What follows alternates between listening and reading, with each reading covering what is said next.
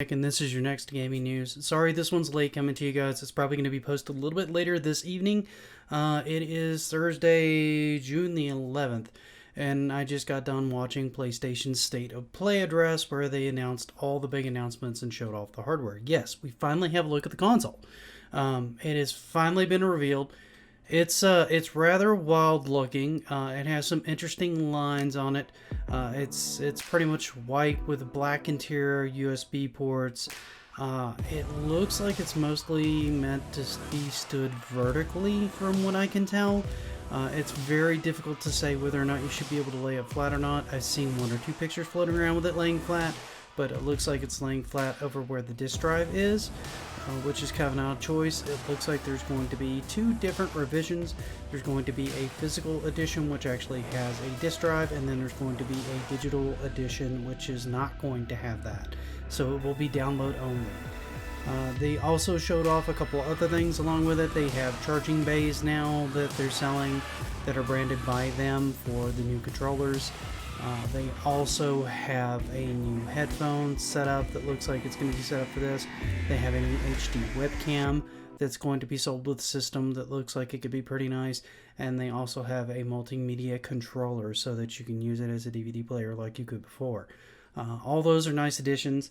They did not announce anything related to any kind of price points on either console or what comes in the console, whether or not the charging bays are going to be there. Doubtful, likely that's going to be sold separately. Camera, doubtful, likely that's going to be sold separately. The remote control is probably going to be sold separately as well, if we're honest.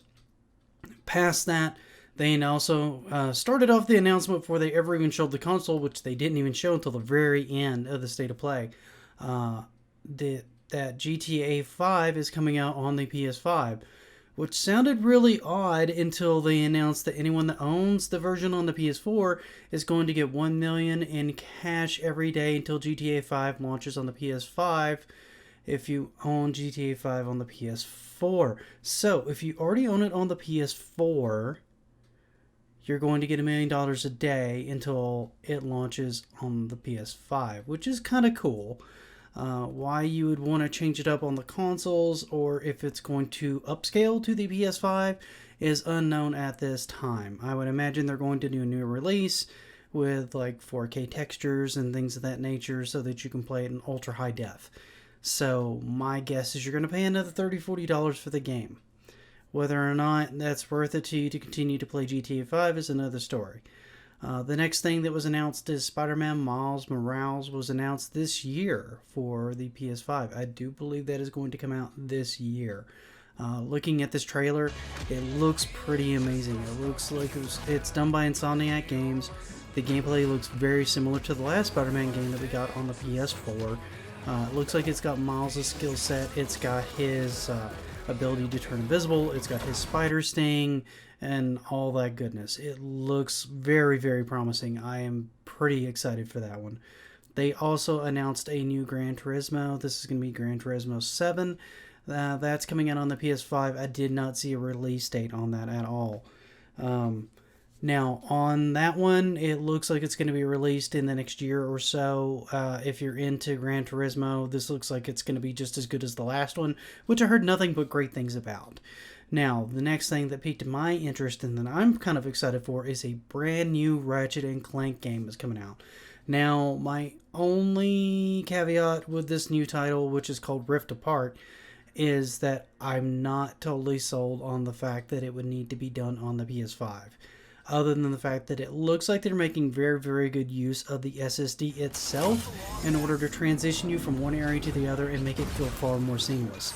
You are actually using rifts to kind of pull yourself along and appear in different locations. It looks like you're going through these little shaded rift areas to kind of go into different locations, and enemies are also coming in out of those rifts too. So that looks really, really neat. Now, not much idea out of the story except for like one reveal at the end of the trailer where it looks like there's a female Lombax, which those of you that are a fan of the series would know that he was reportedly the last Lombax. So this would be new. Now, whether or not it's an alternative dimension sort of thing, or whether or not it's just a new locale that actually has a female Lombax, that would be even more interesting rather than an alternative universe to me, at least. Project Thalia looks like it's going to be a heroine story. Not much known. It looks like she's got druid powers and she fights other evil animals and controls some, and they help her, and she can use vines to entangle things, stuff like that. Stray was also announced that it's going to come out in 2021. There really wasn't much on this other than a trailer. It looks like you're going to play a stray cat that possibly does delivery, so Death Stranding Cat Edition? I'm not sure on that one. I'm not going to go into videos on all these. A couple of these, as I'm talking, you'll see videos come up because there's just too much of it. There was probably at least 15-20 games announced. So I'm going to hit the highlights and just a brief synopsis on a bunch of these. So let's go ahead and go through. Returnal. It looks like it's a possible roguelike game. The heroine in this one crash lands. She wakes up on a planet. She gets killed. And then the whole thing happens again and again. It's very much Edge of Tomorrow style kind of game. Part roguelike, part, live, die, repeat kind of thing. Sackboy Big Adventure is the next in the Little Big Planet series. It looks like it's got 2-player co-op, and it looks like it has 4-player stages as well. The gameplay on that looked very in tune with what we've seen before out of Little Big Planet. There's not a lot of surprises, but there's also a ton of creativity. That's one of the things that's always been great about this series, is there's tons of imagination and creativity, because it's pretty much anything your imagination can come up with. There's no holds barred, there's no limitations on it because of the nature of the character and the world that he's in. I would imagine they're probably going to have some sort of online stage share feature like they've had in previous entries in the series. One can only hope. I'm hoping this is kind of like a PlayStation more story-driven mode of Mario Maker, where you have like tons and tons of stages that people can just go out and just repeatedly play, but it has a good solid storyline along with it as well. But we'll find out. There's not much on that except for a little bit of gameplay shown here and there, which some was probably up on the screen as I'm talking, and then basically just showing the Sackboy and a female Sackboy, and that was about it. Destruction All-Stars, it was another title that was announced. It is a demolition derby / twisted metal style game. I didn't really get a great vibe out of this one as far as what it was really driving at, other than, vehicle mayhem, which is maybe enough for most people. I don't know. I want to see a little bit more on it before I make a call, because the characters didn't look as iconic as Twisted Metal or Vigilante 8, and it didn't look... but the cars looked too crazy to be a normal demolition derby style car, so it was kind of a confusing art style. The next thing was Kena Bridge of Spirits. It looks very much kind of like almost a little bit like a Pikmin clone, only instead of just throwing the Pikmin, it looks like she's got her own combat abilities, so she can actually fight and mark things. The little spirit things that you're trying to save will attack. You can use them to solve puzzles. So Pikmin on steroids. It's kind of hard, too early to tell. Goodbye Volcano High was announced for 2021. This looks like an anime-styled, animal, dinosaur-styled high school game. I don't know. It was a vague trailer. Like I said, I'll put it in the link below, and you guys can kind of look at it and make your own determination. There really was not enough here for me to go on, if I'm quite honest, to really give you an impression on it, other than the art style was pretty. It looked very anime.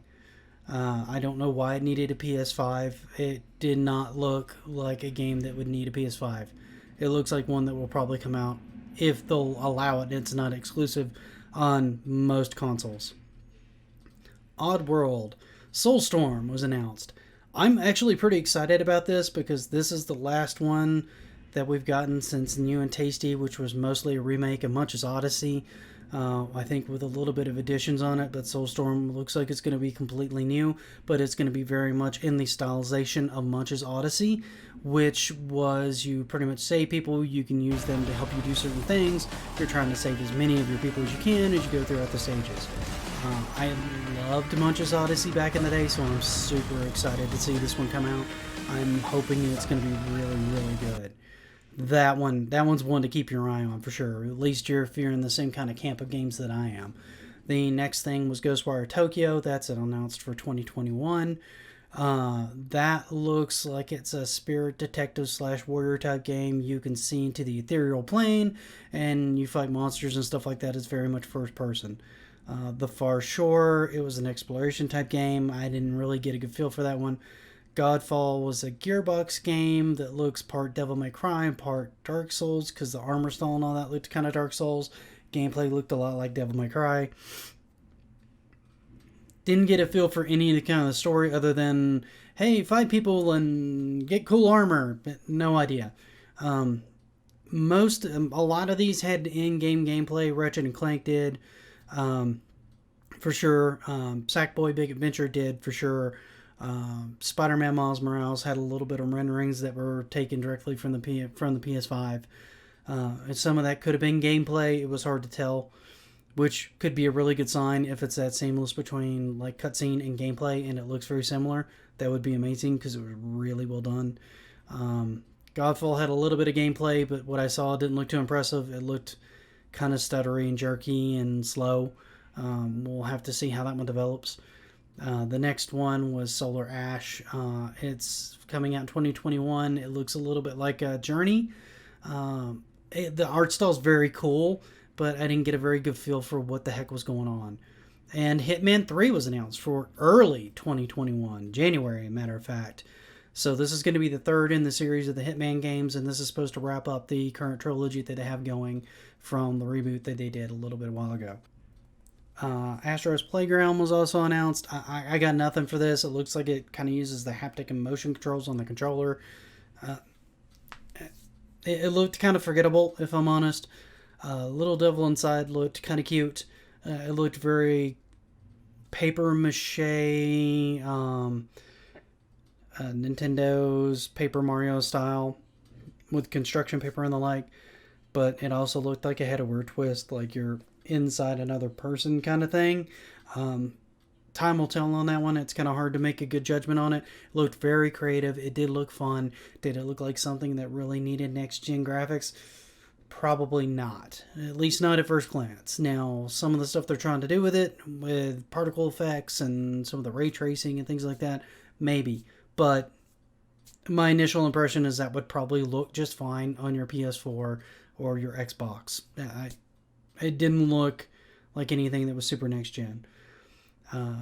Demon's Souls is getting another remaster or remake on the PS5. People will not stop remaking this game, apparently.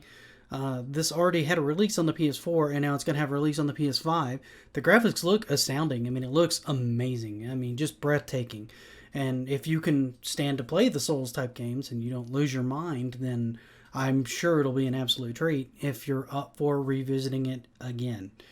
That one was a little confusing as I did more research. Deathloop.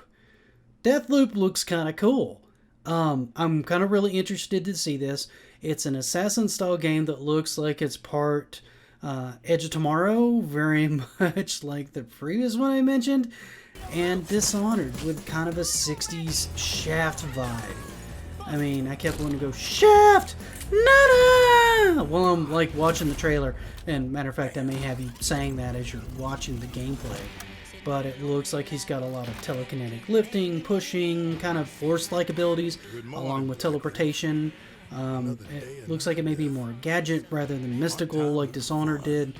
But it looks like a really fun shooter with a cool art style. Now, how creative and different it is to other shooters that are out on the market that have kind of done this before, I don't know. But it's definitely really interesting and has kind of an interesting story where it's like, you know, one assassin versus another assassin kind of thing going on. And maybe figuring out why he's stuck in the sleep, because every time he dies, he kind of restarts again, very much like the previous game that I mentioned. Village. The next Resident Evil game may not have zombies. Might be werewolves. I could maybe throw down on some werewolves. I mean, they've been doing zombies for a long time.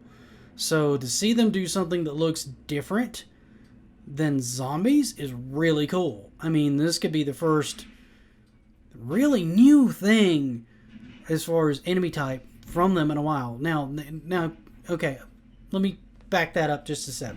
They have done a lot of creative, crazy enemies, but they have all been mostly augmented zombie style enemies. They have not necessarily been werewolves or vampires or other types of species. They've all been augments on kind of zombies. So we're going to have to see how that turns out. But it looks great. Some of the footage from it looked phenomenal. They had some characters come back like Chris and things like that. So it should be really, really neat.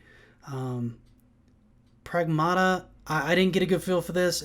My wife came in while I was watching and said, "Oh, it's Death Stranding." So it has a Death Stranding vibe, but I don't know that it's being done by the same studio that did Death Stranding. I doubt they've had time to really start working on a brand new title. They literally just came out with Death Stranding and just got the income, and it's a brand new studio. So I don't know that they've really had time to do anything new, and it didn't really have a studio attached to it that I could see. So I don't really know. And last but not least, Horizon Zero Dawn 2. I mean, we all kind of saw this one coming. Horizon Zero Dawn did gangbusters on the PS4. Got nothing but rave reviews and people loved it. So the fact that they're doing another one is no surprise to anybody. It looks beautiful, just like the first one did. I don't know what they're going to do with it story-wise. I didn't really get into the first one. I need to pick it up now that it's on the cheap. But it was between that and Breath of the Wild at the time, and Breath of the Wild 1. So I never got back to it. So, but I heard really good things about it. So hopefully this will be another interesting title. So as you can see, they've done a pretty good job of bringing out new IPs along with a mix of established IPs that people want to see on the console that are reasons for people to buy that console. They're not something that are on any other console. Primarily, you've got Little Big Planet stuff on there. Yeah, Oddworld looks like it's going to be exclusive on there. Ratchet and Clank is definitely exclusive on there. And Horizon Zero Dawn 2. Those all look pretty phenomenal. But I'm pretty excited to see what's going to go down on this moving forward. I know I've talked for a while today. We had a lot to cover today. And that was just today. I didn't get to anything else in the week. There really wasn't that much else that was really interesting to cover for you guys in the week. So I was kind of glad that this was interesting. Did I think that the state of play was way better than Microsoft's? Yes and no. They showed more from the actual console and made a point of saying that it was rendered from gameplay on the PS5 rather than just showing you a quick trailer and leaving you to guess whether or not that footage was there. So in that aspect, they did a much better job. Did they do a better job as far as the number of games? I would say no. I would say they're about even there. However, the games that they showed here look far more interesting than what I saw on the Xbox so far. But that is a matter of personal taste as well. So that's not really a judgment call so much as an opinion. As far as anything else with the hardware, it was good to see the physical hardware finally, which we have not been able to see before. We've known about the Xbox for a long time, but this was the first time I actually got to take a look at the PS5, so that was good to see. I would have liked to have seen a price point. That's my big negative taking away from this, is there was no price point on the console, on either version of the console since they announced two. Nor any of the charging bays, the remote, the new headphones, the HD cam, none of that. So we're going to have to play wait and see on this game, on this one, and see what the price points look like on both of these consoles. But right now, at least as far as the lineup goes, it looks like they got about 6 or 7 games that are going to launch this year, which is very promising, and they all look like they're going to be solid titles. So it should be a very interesting year for consoles. So there you have it, guys. That's this week of gaming news. Thank you for coming in and hanging out and spending some time with me. I hope you liked this. If you did, please give it a like. If you want to see more content like this, please go ahead and hit the subscribe button and the notify bell. That'll let you know when I post new content. And as always, stay safe. Have a good week, and I will see you next time.